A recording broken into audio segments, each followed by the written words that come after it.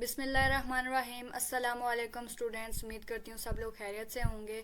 आज की वीडियो में मैं आपके साथ शेयर करने जा रही हूँ थ्योरी ऑफ ऑटोमेटा के लेक्चर नंबर 31 से 45 के दरमियान जितने भी इंपॉर्टेंट टॉपिक्स हैं या कोई एमसीक्यूज बन रहा है, शॉर्ट या लॉन्ग क्वेश्चन बन रहे हैं, वो सारी चीज़ें मैं आपको साथ साथ गाइड करती जाऊँगी और इंशाल्लाह आपकी फाइनल टर्म की प्रिपरेशन बहुत अच्छे से हो जाएगी। इससे पहले के जितने लेक्चर्स हैं वो 1 बाय 1 मैंने बना रखे हैं, तो अब मेरे पास इतना आप कह सकते हैं टाइम नहीं है क्योंकि मेरे भी एग्जाम स्टार्ट होने वाले हैं, तो मैं यहाँ से आपको बना के दूंगी और जो पहले के सिंगल लेक्चर्स हैं वो भी आप मेरे चैनल से ले सकते हैं। तो लेक्चर नंबर 31 से स्टार्ट करते हैं, जो कि एक नया टॉपिक है और इम्पोर्टेंट टॉपिक है, कॉन्टेक्स्ट फ्री ग्रामर।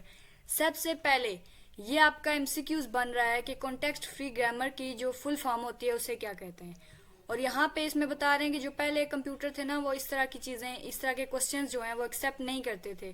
तो उनके लिए क्या किया जाता था कि कुछ नई टर्मिनोलॉजीज जो है इंट्रोड्यूस करवाई गई, तो कुछ क्वेश्चन इस तरह से लिखे जाते थे उनको सॉल्व करने के लिए। अगर ये वाला क्वेश्चन आपके हैं तो इसको इस तरीके से लिखा जाता था सॉल्व करने के लिए।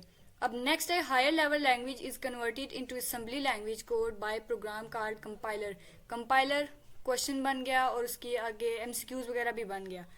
तो नेक्स्ट यहाँ पे आप देखें सिमेंटिक और सिंटैक्टिक्स।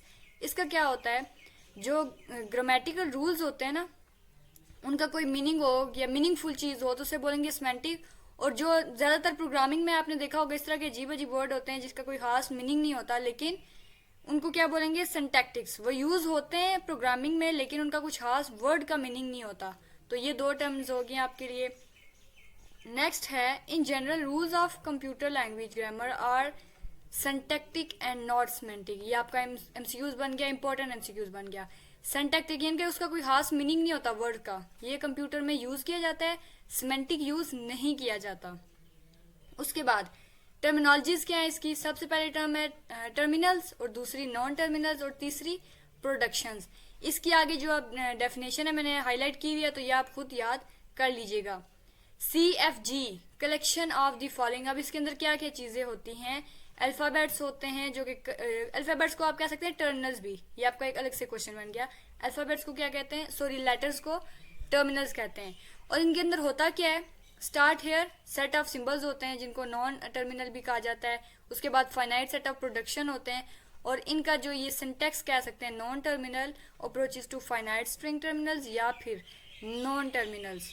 नॉन टर्मिनल से फाइनाइट की तरफ भी जा सकता है और नॉन टर्मिनल से नॉन टर्मिनल की ही तरफ भी जा सकता है। उसके बाद ये नोट है, आप इसको रीड कर लीजिएगा।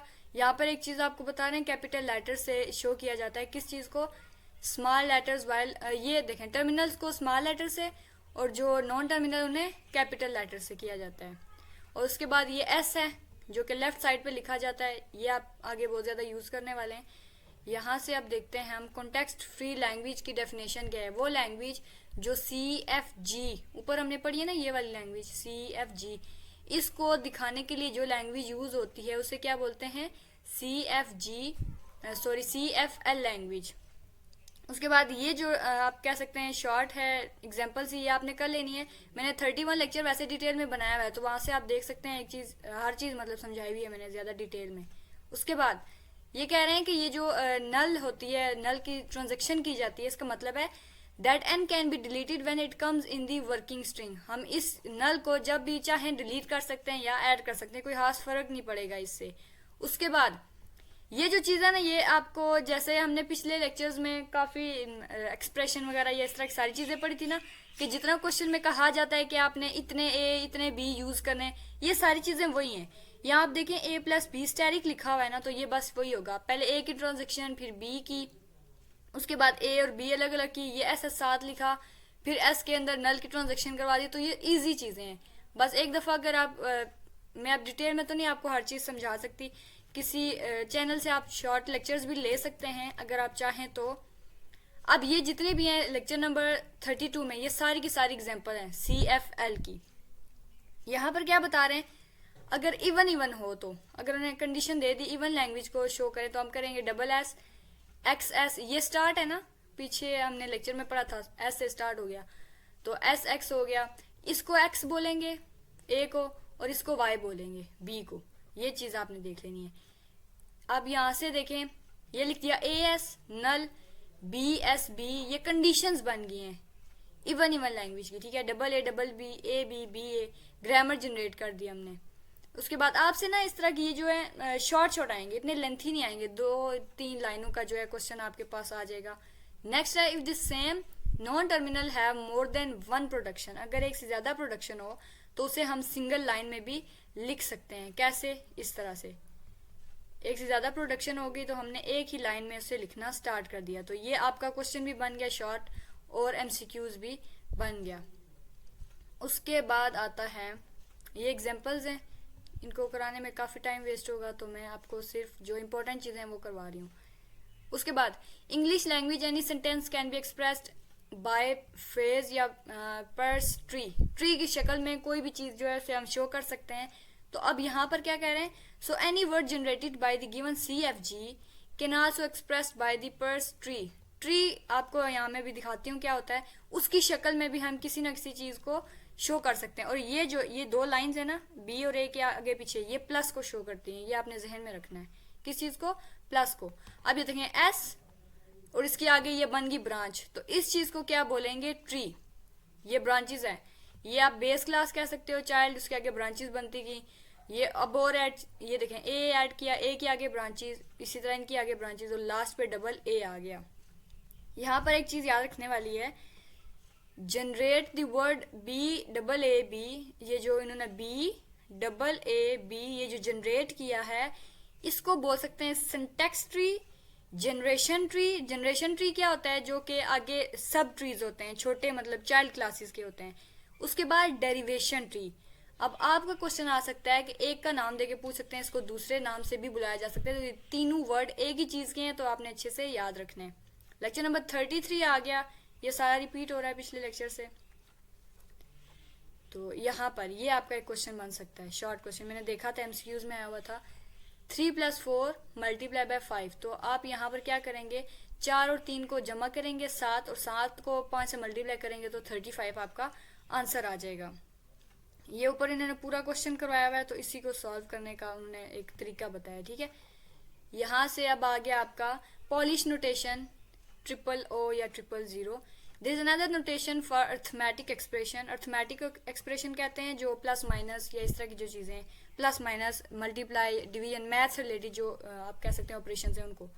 तो अब यहाँ पे देखें S + S, अब इसकी यहाँ पे दे दी 3 और इसकी आगे इसी तरह आप कह सकते हैं कर दी, जैसे ये लिखा हुआ है ना 3 + 4, तो इन्होंने यही किया है, इसको 3 और इसको 4 बना दिया, और 5 क्या था, मल्टीप्लाई होने वाला था, यहाँ मल्टीप्लाई का साइन डाल के उन्होंने नीचे 5 को मल्टीप्लाई करवा दिया। उसके बाद यहाँ पर इसी चीज़ को यानी कि एलिमिनेशन करवाना स्टार्ट कर दी, एलिमिनेट मतलब माइनस कर दिया, S को निकाल दिया और डायरेक्ट ये चीज़ लिख दी, S + 3 के बाद ये मल्टीप्लाई करने के बाद आप इसको भी कर सकते हैं, मल्टीप्लाई करेंगे और ये 3 के साथ प्लस करके आंसर आपका आ जाएगा। अच्छा, अब ये आपने एक दफ़ा देख लेना ये सॉल्व कैसे हुआ हुआ है क्वेश्चन। ये यहाँ से, to evaluate the string of character, किसी कैरेक्टर की स्ट्रिंग को इवेल्युएट करना पड़े तो क्या करते हैं, subtracting from the left, by side से माइनस करेंगे, फ्रॉम ऑपरेटर ऑपरेंड, यानी कि ये जो आपका आप कह सकते हैं ना फुल फॉर्म अगर आपसे पूछेगी तो क्या होगी, ऑपरेटर यानी कि प्लस माइनस जो भी है उसको ऑपरेटर बोलेंगे, ऑपरेंड बोलते हैं जो नंबर या ABC ये जो चीज़ प्लस होने वाली है इसको ऑपरेंड बोलेंगे, आगे फिर ऑपरेंड। तो यहाँ देखिए क्या लिखा हुआ है, ये मल्टीप्लाई और प्लस ये ऑपरेटर हो गया, फिर उसके बाद ऑपरेंड आ गया, तो इस चीज़ को ये बोलेंगे OO। नेक्स्ट आ जाता है the prefix arithmetic expression can be converted in the following infix arithmetic expression. ये आपसे पूछ सकते हैं कि जो प्रीफिक्स होती है उसे इनफिक्स में कैसे चेंज कर सकते हैं, तो ये क्वेश्चन आपने एक दफा देख लेना। ये प्रीफिक्स है ना, सारे के सारे साइंस पहले लिखे हुए हैं, तो आहिस्ता आहिस्ता आप ये देखें यहाँ से साइन आगे मूव करते जाएंगे और यहाँ पे लास्ट में जो आपके पास वैल्यू आएगी उसके अंदर जो सारे आप कह सकते हैं ऑपरेटर्स हैं वो सारे के सारे राइट साइड पे चले जाएंगे। Ambitious CFG, the CFG is said to be ambiguous if there exists at least one word, अगर कोई एक लफ्ज वहाँ पे एग्जिस्ट करता होगा it's language that can be generated by the different production tree, जो कि मुख्तलिफ प्रोडक्शन ट्री में यूज़ की जाएगी। तो ये डेफिनेशन एज इट इज़ याद कर लें, या ये एमसीक्यूज में आ जाएगी और पेपर में भी आ सकती है शॉर्ट क्वेश्चन बन के। उसके बाद नेक्स्ट हमारा लेक्चर नंबर 34 अगेन रिपीट हो रहा है। टोटल लैंग्वेज ट्री क्या होता है? For a given CFG tree with star symbol S, अब ये आपका क्वेश्चन भी बन रहा है कि स्टार सिंबल क्या है? S। It's root and whose nodes are, nodes वो बोलते हैं जो शाखें होती हैं उसके आगे चाइल्ड्स होते हैं उनको नोड्स बोलते हैं। Are working string of terminal and non terminal. अच्छा, अब यहाँ से आपने याद क्या करना है? The descendant of each node are all possible results of applying every production to the working string. This tree is called total tree। ये डेफिनेशन बन गई इसकी टोटल ट्री की। ये देखें, ये सारी चीज़ें, यानी कि जो चीज़ आप कह सकते हो ना, ये जितना भी ये बड़ा ट्री है ना, ये इस पूरे एरिया से लेकर ये जितना भी एरिया है यहाँ का, ये पूरे का पूरा एरिया, इसको बोलेंगे टोटल ट्री। यहाँ पे जो चाइल्ड हैं या पेरेंट्स हैं, जितनी भी क्लासेस हैं, ये देखें, ये पेरेंट थी ना, आगे ये सारी सब चाइल्ड सब जितना भी था इस सब को डाल देंगे तो क्या बन जाएगा? ये टोटल ट्री बन जाएगा। अच्छा, उसके बाद अबव टोटल लैंग्वेज ट्री से क्या होता है? ड्रॉपिंग दी रिपीटेड वर्ड्स, जिनके जो लफ्ज रिपीट हो रहे हैं उन्हें निकाल देने से क्या होता है? The language generated by the given CFG is. अगर हम रिपीटिंग वर्ड्स को निकाल दें तो इस डायग्राम से ये वाले लेटर्स बनेंगे। तो एक नज़र आपने इनको देख लेना है। Next, note it is to be noted that the only word in this language is B. यहाँ पर ये जो आपकी डायग्राम है ना, इसको देख लेना एक दफ़ा। यहाँ पर क्या कह रहे हैं? जो एक वर्ड है, अब ये आप देख लें, ये जो अकेला लिखा हुआ ना, इसको हम वर्ड बोलेंगे, ठीक है? तो ये आपका हो गया एक बी वाला। ये क्वेश्चन आपका बन सकता है क्योंकि थोड़ा यूनिक सा है ना, तो इसको आपने देख लेना है। तो अब नेक्स्ट हमारे पास आ जाता है रेगुलर ग्रामर। अब यहाँ से मैं आपको सिर्फ इंपॉर्टेंट चीज़ें बताती जाऊँगी, या कोई डेफिनेशन हुई तो समझा दूँगी, वरना मैं आपको बस निशान लगा के दिखाती जाऊँगी क्योंकि टाइम काफ़ी ज़्यादा वीडियो लेंथी हो जाएगी। और regular language can generated by CFG, ये आपका MCQs बन सकता है, नॉन रेगुलर भी बन सकती हैं, और उसका जो सिंटैक्स है ये इस तरह का होगा, CFG S and so on. यहाँ से आप जो नोट है, ये जितने भी नोट्स हैं ये आपने हर हाल में करना है क्योंकि ये आपके पेपर में अक्सर आ जाते हैं, ये जो नोट्स लिखे होते हैं। It is to be noted या रिमेंबर दैट, इस तरह की चीज़ें सारी आती हैं। ये जो एग्जांपल है ना, अगर आपने मेरे मिड टर्म के लेक्चर्स लिए हुए तो ये फिर आपको बहुत अच्छे से समझ आ जाएगी कैसे बनी हुई है। वरना यहाँ से मैं आपको बताती हूँ इनिशियल स्टेट और उसके बाद ये फाइनल स्टेट रख दी। अब यहाँ से करना क्या है? A+B है और दरमियान में डबल A है। डबल A का मतलब है कि इसके ये जो A है, single A and double A, ये बन गया। और ये जो लूप चल रही है B और A की, ये बन गया A+B, ऊपर स्टेरिक लगा हुआ है तो इसका मतलब है ये लूप चल रही है, ठीक है? और यहाँ से B अगर जाएगा तो B को रिटर्न कर देंगे इसके पास, और ठीक उसी तरह A और हर स्टेट के अंदर से, क्योंकि ये FA है, FA में जितने हमारे पास लेटर्स होते हैं उतने एरो निकलने चाहिए, तो दो दो एरो निकलने चाहिए क्योंकि A और B गिवन है ना, तो दो दो एरो निकलेंगे। उसके बाद लास्ट पे क्या आएगा? A+B, उसी तरह उसकी लूप चल रही है तो यहाँ पे क्या किया? A और B की लूप चला दी, यहाँ से A B इसी तरह लेता जाएगा, और स्टेरिक का मतलब है लूप चल रही है। बस ये आपका क्वेश्चन सॉल्व हो गया, और ये एक दफ़ा आपने देख लेना है। सेमी वर्ड्स क्या होते हैं? Is a string of terminals, ये जो टर्मिनल्स हैं उनकी स्ट्रिंग होती हैं, और ये आगे इसको लिखा कैसे जाता है ये तरीका भी देख लेना है। Word is a string of terminal, null is also word. जो आप B इस तरह की ये जो चीज़ें आप लिखते हैं ना, ये वाली, इन सब को जब इकट्ठा लिखते हैं तो ये वर्ड बन जाती हैं। उसके बाद if every production of CFG is one of the following, ये नॉन टर्मिनल होगी तो सेमी वर्ड, नॉन टर्मिनल होगी तो वर्ड। अब ये थ्योरम है। Then the language generated by the CFG is regular, ये आपका क्वेश्चन बन गया या MCQs बन गया। रेगुलर ग्रामर क्या होती है? CFG set to be regular grammar if generate the regular language, अगर रेगुलर लैंग्वेज जनरेट कर रही है तो वो रेगुलर जो है ग्रामर बन जाएगी। उसके बाद उसी तरह उसके भी आप नॉन टर्मिनल वर्ड, ये जो आप कह सकते हैं सिंटैक्स के तौर पर लिखा हुआ है। TG फॉर रेगुलर ग्रामर क्या होता है? सारी रेगुलर ग्रामर के लिए TG उसके अंदर होता है जो कि corresponding to the regular grammar होता है। उसके बाद ये मेथड एक लिखा हुआ है जो कि आपको बताएगा कि ये किस तरह से काम करता है, तो इसको एक दफ़ा आपने रीड कर लेना है। और ये प्रोडक्शन से रिलेटेड है कि अगर नॉन टर्मिनल हो, सेमी वर्ड, नॉन टर्मिनल और सेमी वर्ड हो तो क्या होता है? Transition of required TG would start from the state corresponding to the non terminal. इसी तरह ये कंडीशंस लिखी हुई हैं कि अगर इस तरह से अगर स्टार्ट होगा तो उसकी एंडिंग कैसे होगी। नेक्स्ट आपका लेक्चर नंबर 35 स्टार्ट हो जाता है, अगेन रिपीट हो रहा है।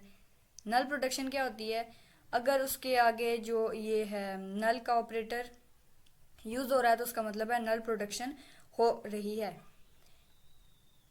If a CFG has null production, then it is possible to conduct an other CFG without null production। अगर null production हो रही है तो यहाँ पे possibility है कि एक और null production की जाए जिसके अंदर without null production, जो कि क्या कर रही हो, accept कर रही हो सेम लैंग्वेज को।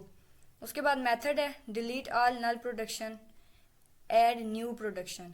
null production को ख़त्म करने का तरीका है null को delete कर दें और new को आगे create कर दें।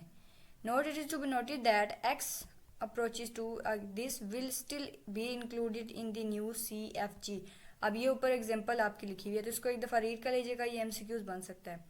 नल एबल प्रोडक्शन क्या होती है, जो कि if it is of the form n approaches to null, अगर ये फॉर्म होगी तो ये क्या होगी, नल एबल प्रोडक्शन। अच्छा, उसके बाद आता है गिवन CFG। कौन सा CFG, ये वाला। आपने जितने भी लेक्चर्स देखे ना पहले वो सारे स्टेट्स वाले थे, ठीक है, FA NFA इस तरह की चीज़ें थी। अब ये जो फाइनल में कुछ दो कॉन्सेप्ट जो आए ना, ये एक CFG का है और आगे एक और आएगा कुछ लेक्चर्स के बाद।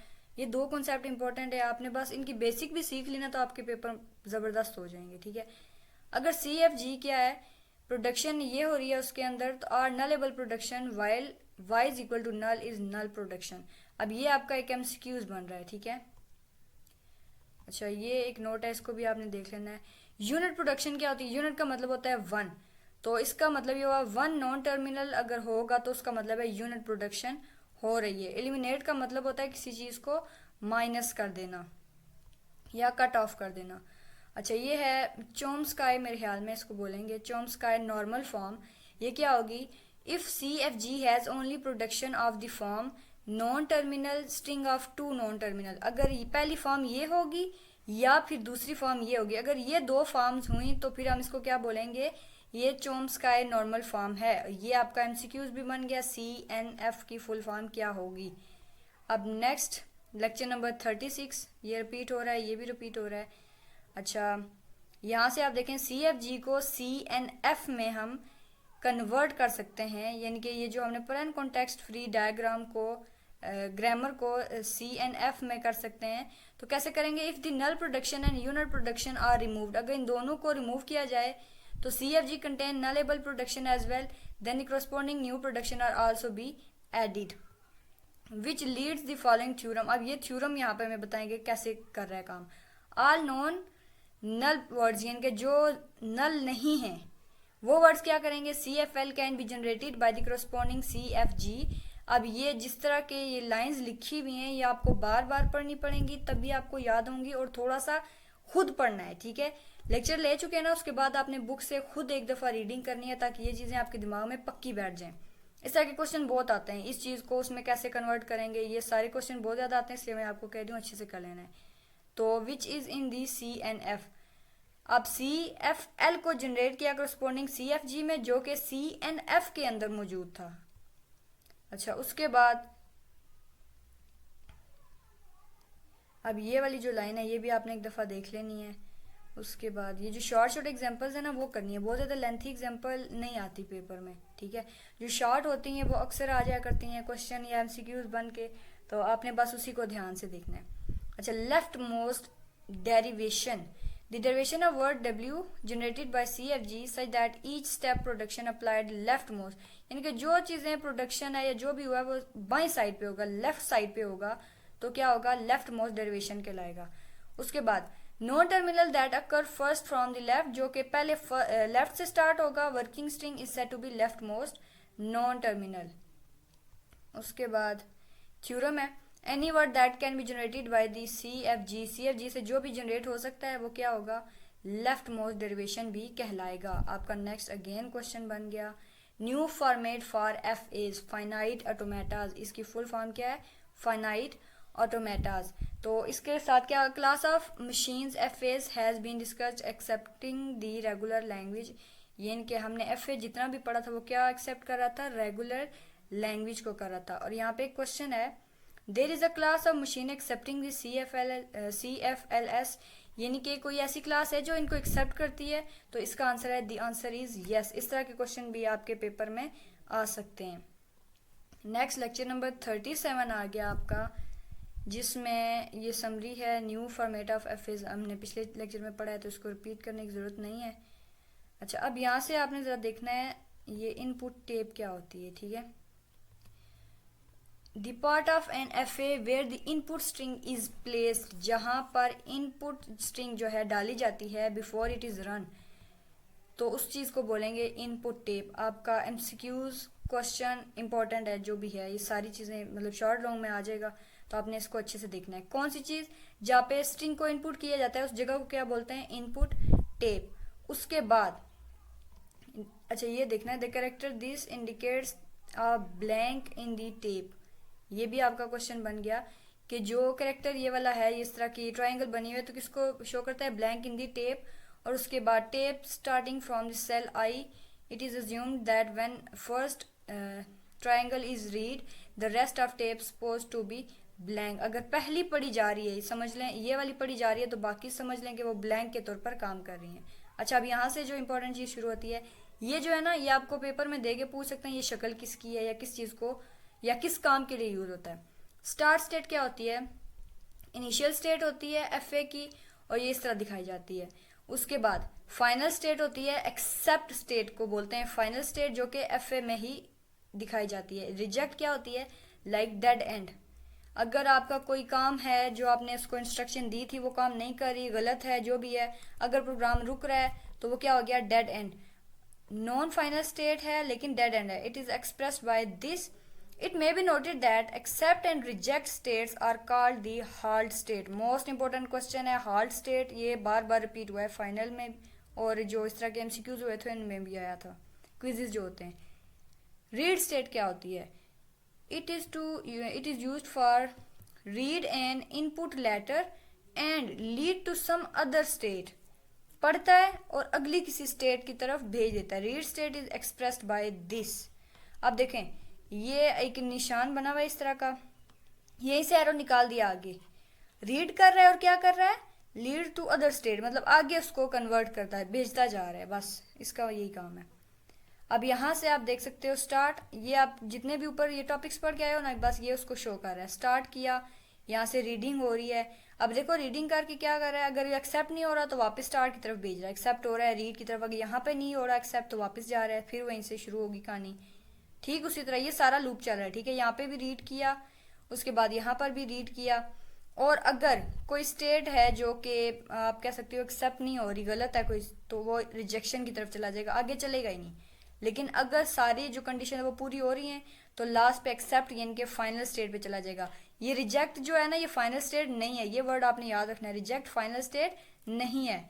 दी edge triangle edge should not be confused with the null labelled edge. इसके साथ इसको जो है आपने वो नहीं करना, मिक्स नहीं करना कि ये दोनों एक चीज़ें होती हैं। अच्छा, triangle edges start only from read boxes and lead to the hard state. Hard state ऊपर क्या पढ़ा था हमने, दो स्टेट्स को शो करता है। यहाँ पर मैं आपको दोबारा बताती हूँ, एक्सेप्ट और रिजेक्ट को दोनों को शो करता है हार्ड स्टेट। तो अब यहाँ पे हमने क्या पढ़ा, ये जो एज होता है ये सिर्फ रीड बॉक्स के लिए काम करता है और हार्ड स्टेट की तरफ लेकर जाता है, आगे मूव ऑन करवा देता है। अब ये देखें वही रेगुलर एक्सप्रेशन लिखी हुई है और उसको शो करने के लिए क्या किया, ए प्लस बी और ऊपर लूप चला दी। लूप चलाने के बाद बी डबल, ये देखें एक बी आ गया ये वाला और एक बी आ गया ये वाला। अब यहाँ पर जब भी ए आएगा तो ए क्या होगा, वापस वहीं चला जाएगा। यहाँ पर ए आया था वापस भेज दिया। तो कौन सी चीज लूप में चल सकती है, बी, डबल बी चलेगा। और उसके बाद देखें यहाँ पे ए और बी दोनों की फिर से लूप चला दी। लास्ट लेक्चर में या मेरे ख्याल में सेकंड लास्ट लेक्चर में हमने एक इस तरह की ये डायग्राम पढ़ी थी ना, ये वाली इस तरह की। तो ये अब इसको भी यहीं से भी देखना है, वही लिखा हुआ है, इस चीज को बस शो किया गया है यहाँ पर। तो जो चीज एक्सेप्टेबल नहीं है वो वापस चली जाएगी और जो एक्सेप्ट करनी है वो लूप में चलती जाएगी, जैसा कि ये बी चलता जा रहा है। अब ये रिजेक्ट हो गया क्योंकि ये हमें कंडीशंस नहीं चाहिए। ये सारा काम होने के बाद यहाँ पर जो रिजल्ट आ रहा है वो एक्सेप्ट होगा और वो फाइनल स्टेट कहलाएगी। नेक्स्ट है पुश डाउन स्टैक और पुश डाउन स्टोर। अब ये क्या होते हैं, stack is place where the input letter can be place, जहाँ पे लेटर्स को रखा जा सकता है, until these letter are referred again, यहाँ तक कि उन लेटर्स को दोबारा से यूज किया जाए या रेफर किया जाए। उसके बाद as many letter as one can in a long column, इसमें इतने लेटर स्टोर हो सकते हैं जो लंबे से कॉलम, इस तरह के कॉलम में सेव हो सकते हैं। तो ये आपका क्वेश्चन है, ठीक है। पुश क्या होता है? Add a new letter at the top, most important है, आपने इसे अभी याद कर लेना है। जो पुश होता है वो टॉप पे, किसी यहाँ पे इधर इस टॉप पे लेटर को क्या करता है? New letter at the top of stack, add करता है, प्लस करता है। अच्छा, उसके बाद ये इस तरह शो किया जाता है, push A. Pop and stack क्या होता है? पॉप इज एन ऑपरेशन, ये क्या है? ऑपरेशन है, यानी कि कोई काम है।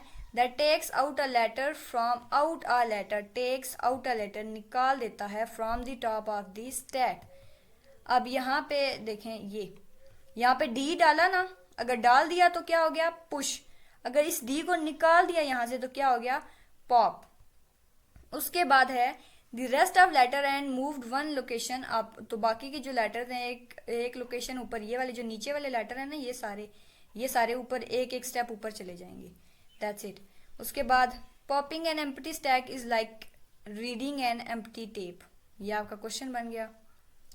आगे एग्जांपल है तो ये आप खुद पढ़ लें। पुश डाउन ऑटोमेटा और PDAs, ये आपका क्विज बन गया। या उसके बाद push down stack the memory structure, ये आपका कह सकते हैं मीनिंग है इसका, ठीक है। अब नेक्स्ट जो है, ये डायग्राम्स जो है लेंथी है, मैं इस पर टाइम नहीं वेस्ट करूँगी।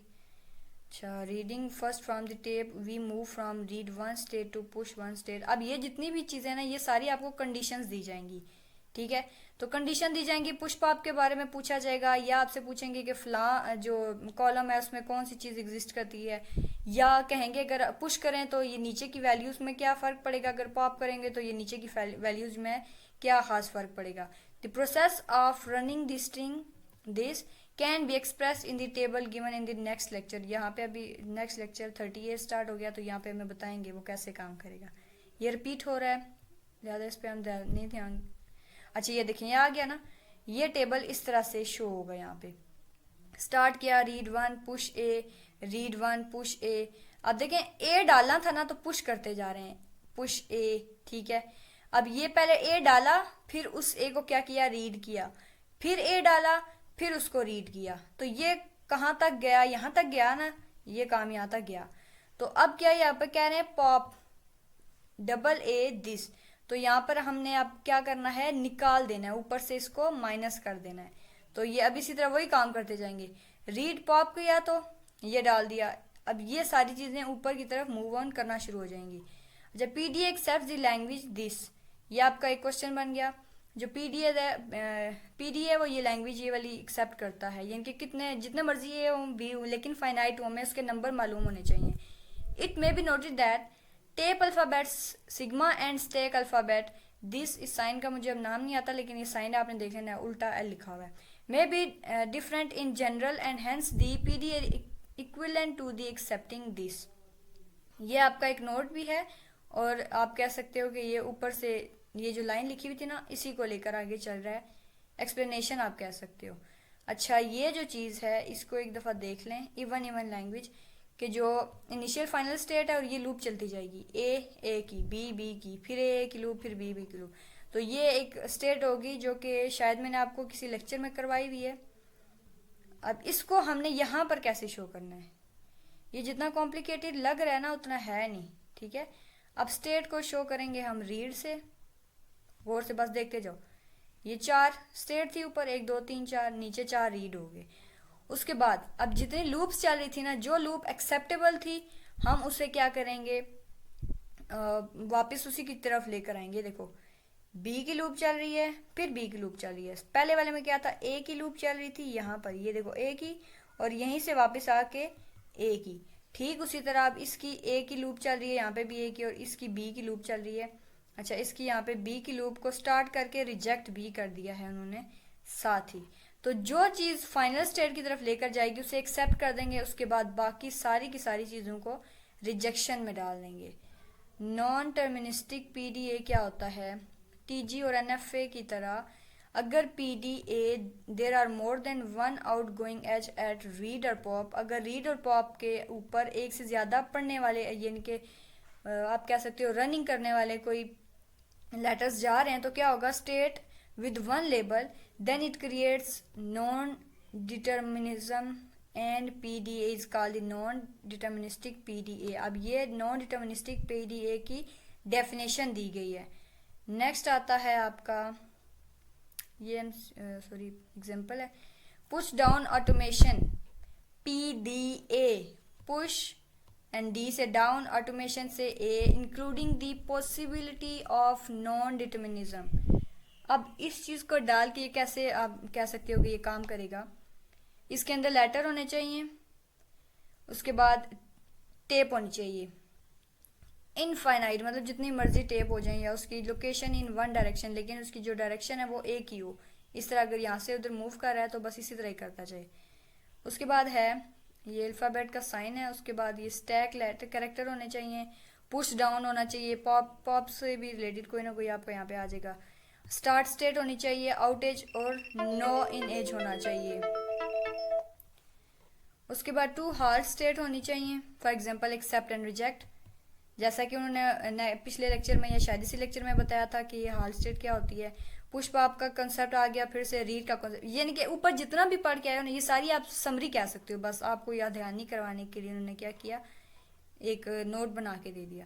उसके बाद है अगर कोई letter are deleted from the tape instead of the underline, अगर इस तरह का कोई केस हो जाए तो क्या होगा, it may be noted that the choice of path at pop state can be determined by the left most derivation. ये आपका बन गया क्वेश्चन, इंपॉर्टेंट क्वेश्चन बन गया। अगर पॉप की जो पाथ है हम उससे क्या करें, डिटरमाइन करना चाहते हैं, तो किससे करेंगे, लेफ्ट मोस्ट डेरिवेशन से, the string belonging to the CFL, ये याद रखना है।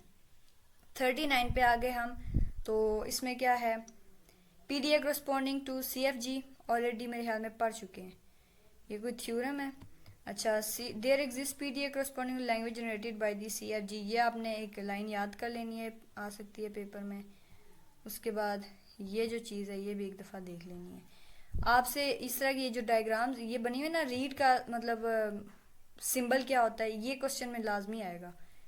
रीड का मतलब नहीं, पुश का भी आ सकता है, एक्सी और का भी आ सकता है, लेकिन सिंबल्स वाला आपका लाजमी होगा। It may be noted that when pop state is entered, जब पॉप स्टेट को डाला जाता है नॉन टर्मिनल में, is replaced by two non terminals at the top यानी के ऊपर, स्टैक के ऊपर, अकॉर्डिंग अ प्रोडक्शन और a non terminal is popped out from the top of the stack. ये पॉप्ड आउट क्या हो जाता है, स्टैक के ऊपर से होता है। जब हम टॉप को चेक करते हैं ना, तो यानी कि वो पॉप हो रहा है, टॉप और पॉप ये दोनों एक दूसरे से मिलते हैं, ऊपर से क्या होगा, निकाला जाएगा, ये याद रखना है बस। अच्छा, उसके बाद हम देखते हैं, ये चीज़ एक दफ़ा आपने देख लेनी है, ठीक है, ये आपके पेपर में आ सकती है। एग्जैक्ट ये ना आई, लेकिन बुक के अंदर से आता है, एग्जैक्ट क्या नहीं आएगी, यहीं से कोई ना कोई चीज़ शॉर्ट या थोड़ी दो लाइनें एक्स्ट्रा लिख के दे देते हैं, बुक से बाहर कुछ भी नहीं आता। First of all the start state is entered, start डाला, स्टेक टेप, उसके बाद पुश डाला, पुश में मतलब ये अब काम स्टार्ट हो गया, यहाँ से एस को डाला इधर। नेक्स्ट क्या है, पॉप स्टेट की AB एंड दिस। उसके बाद क्या हुआ, pop state is entered and to accommodate the production AC। अब यहाँ पे क्या किया, पुश कर दिया, पॉप कर दिया CC को, उसके बाद अब यहाँ पे CA को कर दिया। तो ये इतना लेंथी आपका नहीं आएगा, लेकिन आप इसको एक दफ़ा फिर भी देख लीजिएगा। ये जैसे ये लिखा हुआ है ना, स्टैक लिखा हुआ, टेप, यहाँ पे इस तरह की ट्रायंगल बनी हुई, तो आपसे इसमें से कोई चीज़ पूछ सकते हैं कि ये क्या चीज़ रीड हो रही है या लिखी जा रही है, पुश क्या हो रहा है, पॉप क्या हो रहा है, बस आपसे इतना पूछेंगे लाजमी। अच्छा, अब कह रहे हैं ये जो साइन है ये क्या कर रहा है, shows in the stack indicate that there is no non terminal, यहाँ पे कोई नॉन टर्मिनल है ही नहीं in the working string, and this sign is read from the stack which leads to read 3। अब ये जो ऊपर बता रहे हैं ना हमें, ये कह रहे हैं कि इसमें कोई नॉन टर्मिनल जो है एग्जिस्ट नहीं करता, हमने ऊपर जो एग्जांपल किए हैं उससे हमें ये पता चलता है। अच्छा, अब यहाँ से आपको नहीं है करवाने वाला, लेक्चर नंबर 40 देखते हैं, इसमें क्या है, कुछ खास है समझाने वाला या नहीं। थ्योरम है, थ्योरम देखते हैं जी। PDA that accept the language L, there exist CFG that generate exactly L. Simple line है लेकिन याद रखने वाली है, क्योंकि पेपर में अक्सर आसान चीज़ें ही भूल जाया करती हैं। तो पीडीए जो लैंग्वेज एल को एक्सेप्ट कर रहा है तो उसका सीएफजी जो है एल को जनरेट करेगा। अच्छा, CFG before the CFG corresponding to the given PDA determined, इससे पहले कि ये इस चीज़ के बदले में हम पीडीए को डिटरमाइन करें, the PDA is converted into standard form. PDA को सबसे पहले एक स्टैंडर्ड फॉर्म में कन्वर्ट किया जाता है, उसको बोलेंगे कन्वर्जन फॉर्म। कन्वर्ट का मतलब क्या होता है? एक चीज़ से दूसरी चीज़ में तब्दील कर देना। तो हमने पीडीए को स्टैंडर्ड फॉर्म में डाला है ना, मतलब कन्वर्ट कर दिया, तो इस चीज़ को बोलेंगे कन्वर्जन फॉर्म। अच्छा, उसके बाद क्या है? PDA is converted into conversion form. इससे पहले कि पीडीए को कन्वर्ट करें, अ न्यू स्टेट हेयर, इस स्टेट का नाम क्या है? Here is defined which is place in the middle of any as, जिसे किसी भी एज के दरमियान में डाला जाएगा अगर हम पीडीए को कन्वर्ट करना चाहते हैं। तो ये देखें, ये रीड 7 रीड 9 पे जाना है, तो हमने इसके दरमियान में एक हेयर स्टेट को इंट्रोड्यूस करवा दिया कन्वर्जन से पहले। From a PDA conversion form of PDA, अब ये इसकी फॉर्म क्या होगी?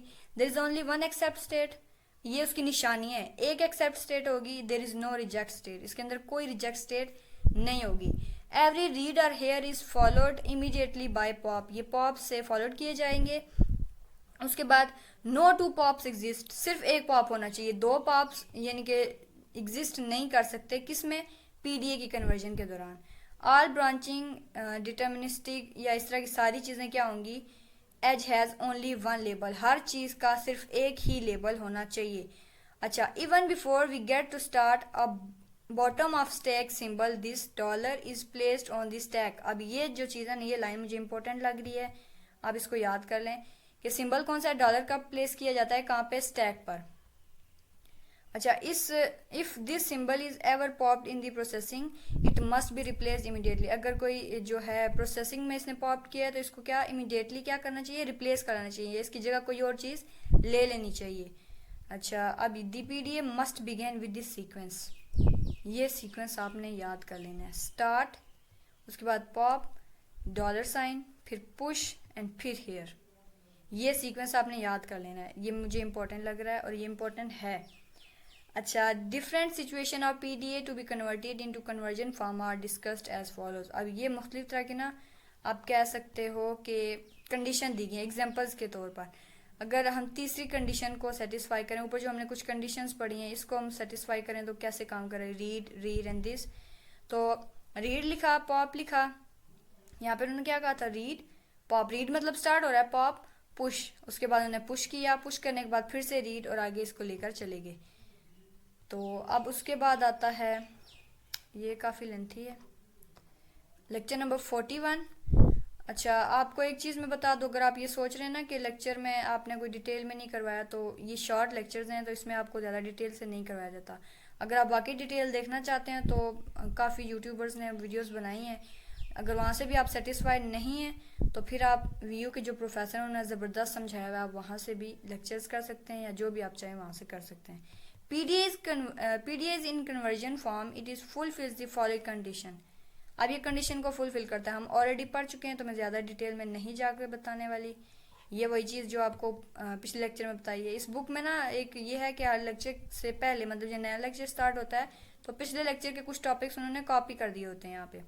अच्छा, PDA which is in conversion form can be consider to be the collection of path segments. अब ये क्वेश्चन बन गया आपका, where each path segment is of the following form. ये देखें, from to read pop push. अब तरीका ये है, ठीक है, from to read pop push, start से लेना है, रीड की तरफ लेकर जाना है, हेयर एक्सेप्ट, ये अब इनके नाम है, स्टार्ट, रीड, हेयर। उसके बाद रीड क्या करना है? One or no input letter, input हो सकती है, हो सकता है कोई चीज़ इनपुट ना की जाए, exactly one stack character. Pop का मतलब है कोई ना कोई एक कैरेक्टर होना चाहिए। अच्छा, push any string on to the stack, कोई भी स्ट्रिंग हो सकती है स्टैक के अंदर। अच्छा, ये start, read, here, accept are called the joints of the machine. Important question, आपसे डेफिनेशन में पूछ सकते हैं जॉइंट ऑफ मशीन क्या है, या फिर एमसीक्यूज में इन 1 2 3 चारों के नाम देकर या टोटल काउंटिंग पूछ सकते हैं, या इनमें से कोई एक स्किप करके आपसे पूछ सकते हैं। between two consecutive joints on a path exactly one character is popped। ये नेक्स्ट क्वेश्चन आपका बन गया। अच्छा, उसके बाद हम देखते हैं ये एक, आप बस रीड कर लीजिएगा, ये इतना लेंथी आता नहीं है। ये जो ऊपर लिखा हुआ है ना, ये एग्जांपल जो लिखी हुई है इसी के बारे में कुछ चीज़ उन्होंने बताई हुई है, हाँ इसी से रिलेटेड है, तो लिहाजा इतना डिटेल में जाने की ज़रूरत नहीं है। अगर टाइम है तो रीड कर लें, अगर नहीं है तो फिर इग्नोर कर दें। It may be noted that here, ये जो हमने टर्म पढ़ी है ना, ये वो वाला हेयर है। State reads nothing from the tape, tape से कुछ भी रीड नहीं करता। Therefore null is kept in the read what column, तो जो ये नल है, नल स्ट्रिंग है, ये कहाँ पे रहती है, रीड व्हाट कॉलम में रहती है।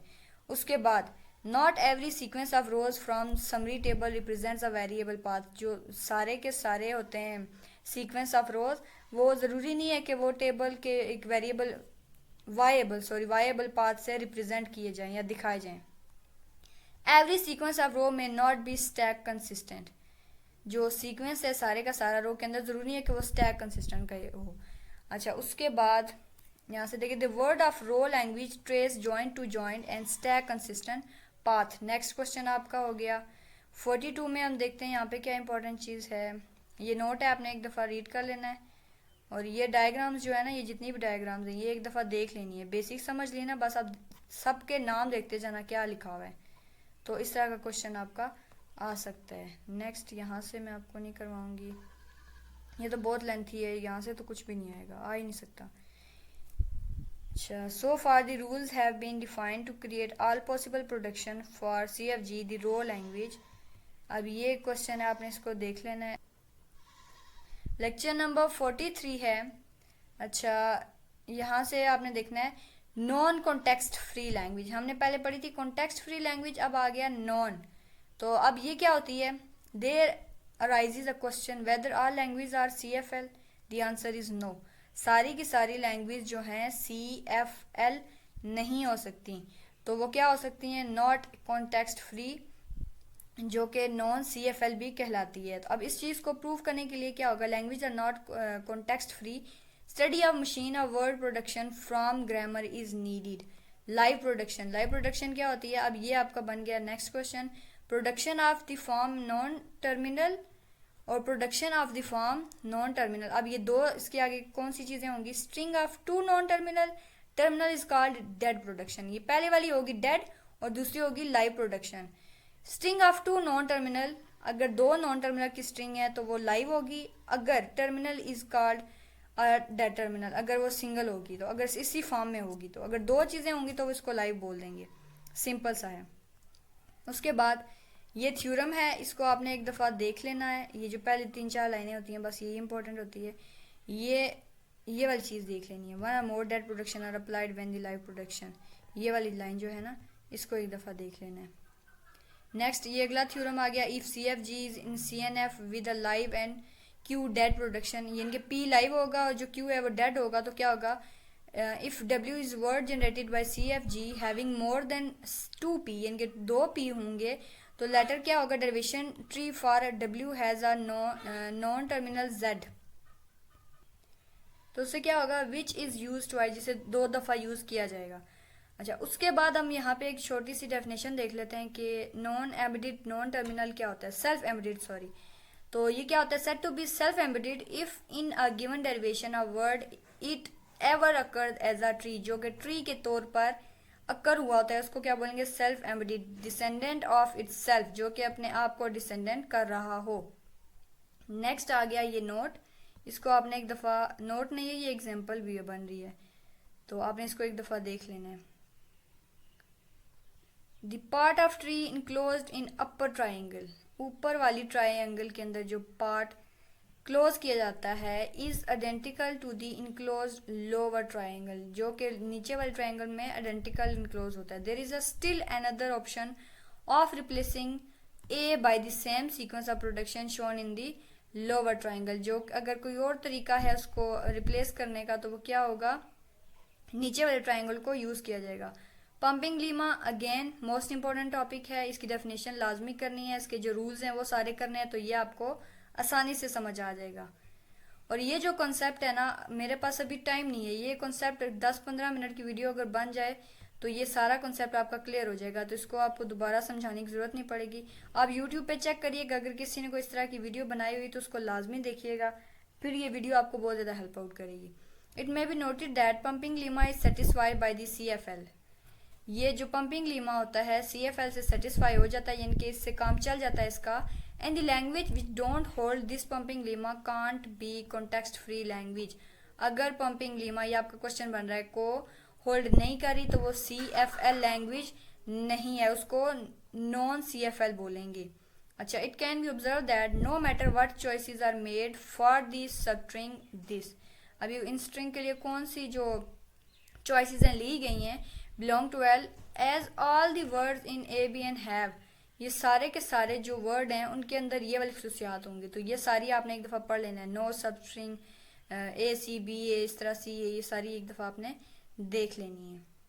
नेक्स्ट है ये थ्योरम है, इसको भी एक दफ़ा देखना है आपने।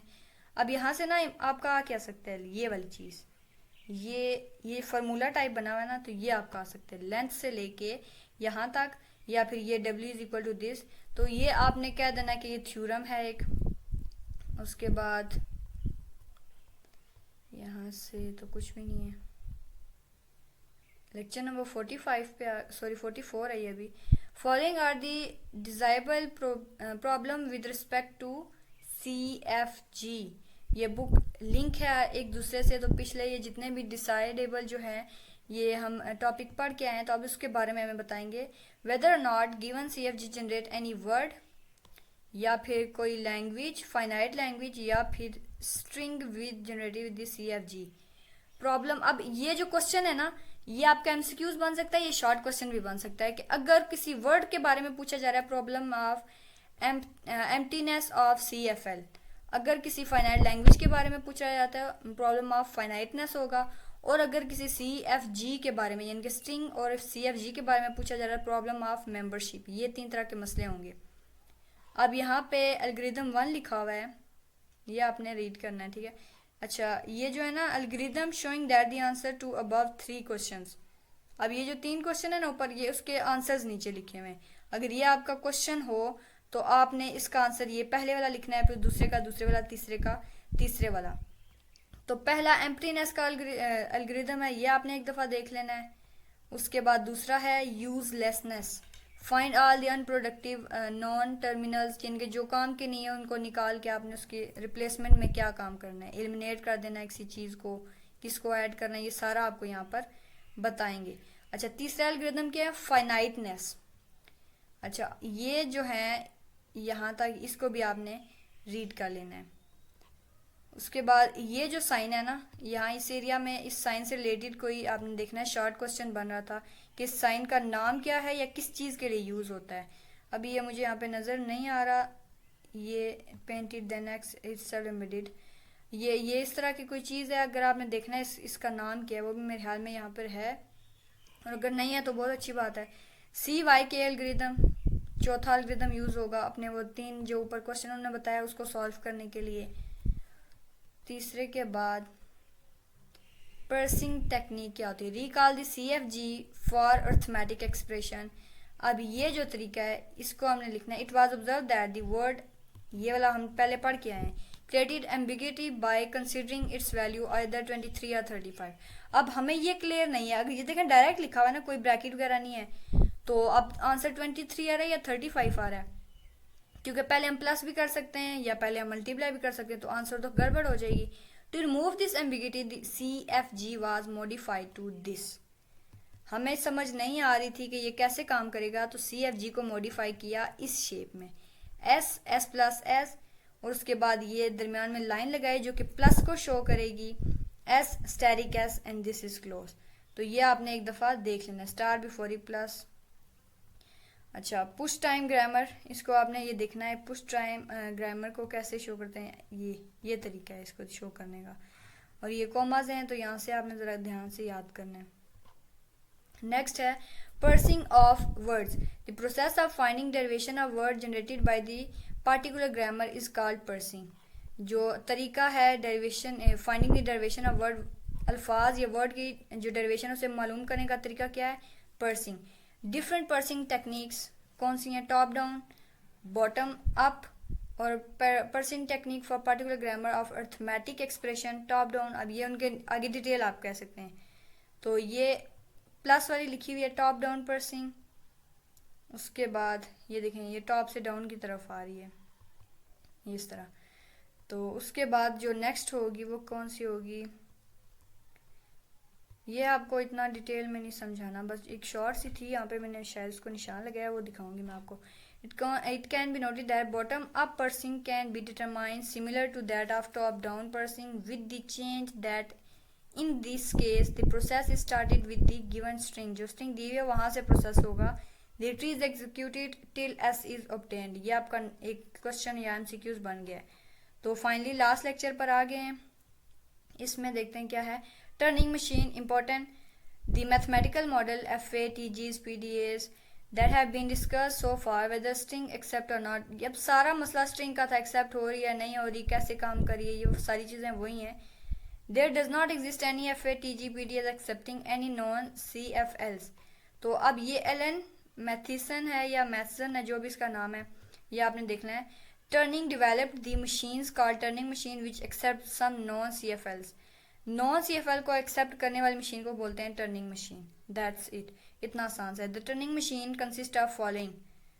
अब ये जो पहली लाइन है ना, ये तकरीबन सब में ही आती है। Alphabet sigma of input letter, उसके बाद इनपुट टेप होगी इनटू सेल, जो कि सेल्स में डाली जाएगी। ये टेप हेड, इसको देखना है आपने, ये टेप हेड आएगा हर चीज़ के अंदर यहाँ पर। उसके बाद head can't move the left of this cell. अब ये जो है टेप हेड इस साइड पे मूव नहीं कर सकता, यानी कि इस साइड पे, ठीक है, इस साइड पे मूव नहीं कर सकता। The location of the tape head is denoted by this sign.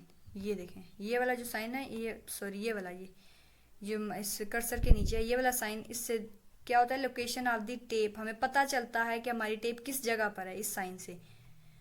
A program which is the set of rules, मतलब प्रोग्राम क्या होता है, सेट ऑफ रूल्स होता है, which shows that which state is to be entered when the letter is read from the tape. तो ये एक rule होता है सेट वाला कि कौन सा लेटर है हमने रीड करना है और कहाँ से रीड करना है। What character is to be printed, हमें कौन सा कैरेक्टर प्रिंट करना है। ये सारे रूल्स जो है प्रोग्राम को पहले से दिए जाते हैं, प्रोग्राम कोई भी काम खुद ब खुद नहीं कर सकता। उसके बाद there may not be any outgoing H at the certain state of certain letter to be read from the tape. Tape से यहाँ पे हो सकता है कोई एजेस या आगे पीछे जाने के लिए जो स्टेट्स हैं वो ना हो। Which creates non determinism in turning machine, जिसकी वजह से टर्निंग मशीन में क्या मसला हो जाता है, नॉन डिटर्मिनिज्म हो जाती है। अब यहाँ से ये वही चीज़ है स्टार्ट, ठीक है। एक ये जो साइन है ना, ये आपसे पूछ सकते हैं, ये हेड का साइन होता है। तो ये आपका एक MCQs बन गया। थ्योरम है every regular language is accepted by some TM। TM से जो कोई भी रेगुलर लैंग्वेज है वो इससे लाजमी एक्सेप्ट की जा सकती है। अगेन ये इसकी एग्जांपल है और ये आपके पेपर में मुझे नहीं लगता आ सकती, क्योंकि ये बहुत ज़्यादा लेंथी है और टाइम कंज्यूमिंग है। तो इंसर्ट सब प्रोग्राम क्या होता है, sometimes a character is required to be inserted on the tape. Tape पे हमें कोई कैरेक्टर डालना होता है at exactly at the spot where the tape head is pointing, जैसा कि ये है।